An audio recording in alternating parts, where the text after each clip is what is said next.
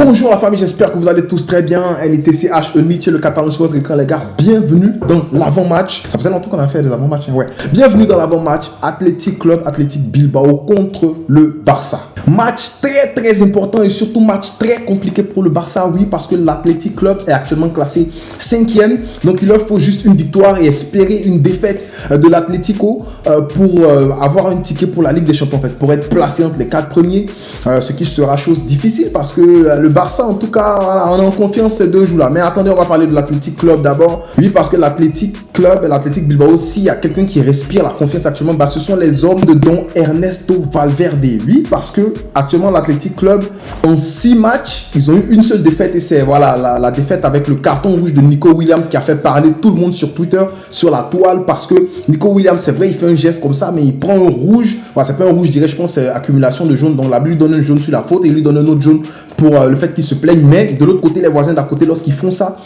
voilà, ils peuvent s'en tirer sans problème. Vinicius qui le fait la plupart du temps, il n'y a rien. Mais bon, quand ce sont les voisins d'à côté, voilà, ça passe crème. Voilà, on voit le jeu, ne vous inquiétez pas, on voit le jeu. Mais bon, là n'est pas la question. On parle de la forme de l'Athletic Club qui, franchement, depuis le 4-2 qui nous inflige en Copa del Rey, là, ils respirent la confiance. Et même avant ça, ils étaient quand même bien.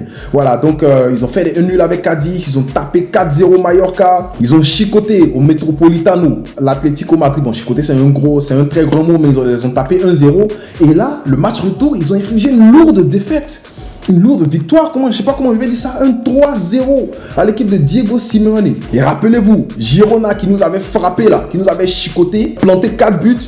L'Athletic Club les a chicotés 3-2. Donc tu sens que c'est une équipe qui actuellement, voilà, qui est bien huilée, tout va bien, surtout avec un dangereux, les frères Williams qui sont dangereux. Je me souviens encore de Iñaki Williams, lui revient de la CAN, après une CAN foireuse du Ghana, il revient et puis il nous élimine. Bon, voilà. Mais cette équipe actuellement, elle respire de la confiance.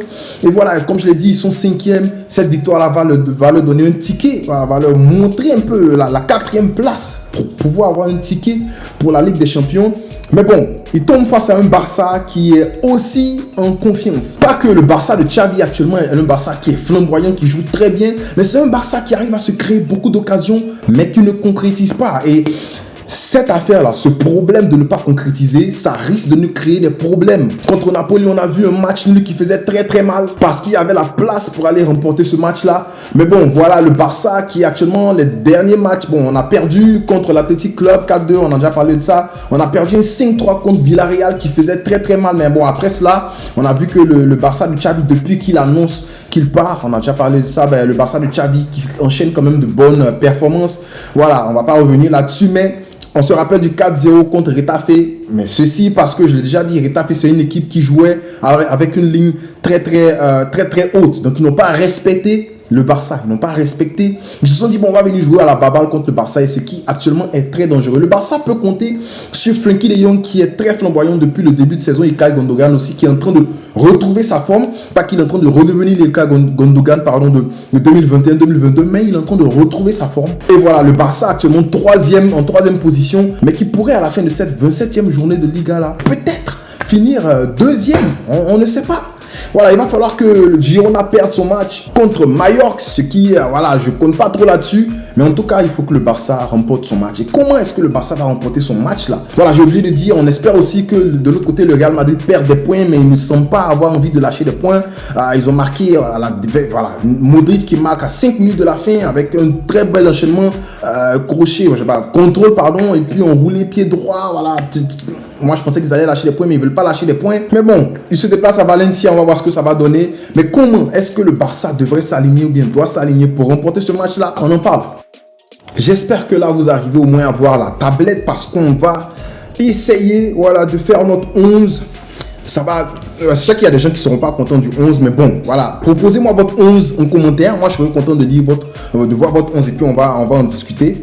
Donc voilà mon 11, c'est évident, on va mettre Matt au but. Défense centrale, Xavi avait testé quelque chose, on en avait parlé dans l'analyse tactique Barça Retafe. Voilà, Araujo à gauche, et Koubarsi à droite. On a expliqué pourquoi, c'est à cause des montées de Cancelo. Voilà, quand Cancelo monte avec le ballon et que on voit Félix descendre dans le demi-espace ici comme ça, Cancelo monte avec le ballon, supposons que je mets le ballon là. Voilà. Là, il faut qu'il y ait quelqu'un ici pour couvrir l'espace. Ici, c'est pas Koubarsi qui est ici, que tu mets quelqu'un qui est un attaquant qui est très rapide dans le dos de Pau Koubarsi, ça pourrait causer problème. Donc c'est pourquoi Xavi préfère mettre Araujo sur ce côté-là et Pau Koubarsi là. Comme ça, vu que Cancelo monte beaucoup, s'il y a un ballon dans le dos, Araujo est en mesure de couvrir ce ballon-là facilement. Voilà. Donc, c'est pour cette raison-là. Du coup, voilà. Donc, je suis sorti tout cela. Cancelo à gauche, Araujo à côté de Cancelo et Pau Koubarsi avec Koundé. Donc, les aptitudes défensives de Koundé vont aider Pau Koubarsi, vu que lui, c'est dans... Le petit, il a cette facilité-là de retrouver devant, voilà, les Gundogan, les Frenkie de Jong. Il a cette facilité-là parce qu'il est très, très à l'aise balle au pied. Donc, la construction passe la plupart du temps par Pau Koubarsi. Donc, on devrait voir ça avec un Christensen. Avec un Christensen qui sera ici en 6. Voilà, donc on l'a dit, Christensen en 6, il n'est pas encore bien rodé. Il n'est pas encore bien rodé, mais il fait le travail, il fait le boulot. Ce n'est pas sa faute. Il fait le boulot, il récupère des ballons. On a vu qu'il a fait même un dépassement de fonction ici la dernière fois où il a centré pour que João Félix vienne marquer ici. Donc il a fallu qu'il fasse ce dépassement de fonction là pour qu'on puisse avoir un but de João Félix qui méritait de marquer dans cette rencontre là. Du coup, Christensen en 6, on espère des dépassements de fonction, mais ça va être compliqué, surtout que cette équipe de Bilbao là est très très bien dans le milieu. Du coup, les dépassements de fonction, il va falloir faire attention. On va compter sur Frenkie de Jong et Gundogan. On le sait, dans l'animation offensive de Xavi, c'est Cancelo qui est ici. Moi j'ai mis Félix devant, vous avez vu, j'ai mis Félix devant, mais c'est Cancelo qui est là et Gundogan va venir là comme ça. Et ça va ressembler à un truc comme ça. Voilà. Ça va ressembler à un truc comme ça. Donc, ça ressemble à un 3-2-5. En fait, c'est un 3-2-5 dans la construction, mais avec Frenkie de Jong qui va revenir récupérer le ballon dans les pieds des défenseurs pour construire et pourra toujours compter sur Gundogan. Pourquoi c'est le plus long qui va Gundogan ou bien même un Cancelo qui va venir dans le demi-espace en latéral inversé. Donc voilà, c'est un peu ça la formation de Xavi. Donc Christensen dans la construction de jeu, il n'est pas trop, c'est pas celui qui vient chercher le ballon là parce qu'il n'est pas si à l'aise balle au pied. En position de numéro 6, il n'est pas si à l'aise parce que quand il y a la pression sur lui, c'est compliqué. Pourtant, de l'autre côté, Frenkie de Jong, il excelle lorsqu'il y a la pression sur lui. Du coup, voilà, c'est de Jong qui va venir rechercher le ballon. Donc voilà, ça devrait ressembler à ça. Alors, moi, j'ai préféré mettre João Félix parce que j'ai bien aimé son match contre... qu'est-ce que je fous? J'ai bien aimé son match contre Getafe. Mais le problème, c'est que Xavi ne lui donne pas de continuité. Je n'aime pas ça. Continue de le mettre. C'est un attaquant. Un attaquant, quand il a marqué, tu ne le sors pas ou bien tu ne le coupes pas. Tu lui donnes de la continuité. Laisse-le commencer. J'ai mis Lamine Yamal à droite parce que il a été reposé contre Getafe. Du coup, c'est le moment de percer petit. On pourrait aussi faire commencer Rafinha et puis donner à Lamine Yamal, la deuxième mi-temps, peut-être 30 minutes. Pour que le petit puisse déjà fatiguer le latéral. Tu comprends ce que je veux dire? Voilà, donc Lewandowski en pointe, on espère Lewandowski qui va occuper cette zone-là. Voilà, parce que souvent, vu qu'il dézone pour venir chercher le ballon, vu qu'il n'est pas assez servi comme lorsqu'il était au Bayern, mais il reçoit les ballons. Du coup, Lewandowski reste là-bas, tu vas marquer. Ne descends pas. João Félix, voilà, il sera ici, mais dans le demi-espace, vu que Cancelo va occuper ce couloir-là, Cancelo va faire l'ailier. Du coup, moi, j'aimerais que João Félix défende. Alors, ça ne m'étonnerait pas que Xavi sorte João Félix pour nous mettre un Pedri ici, en fait. Voilà, bon, c'est pas Pedri, mais comment je vais mettre Pedri ici et pour jouer plutôt avec 4.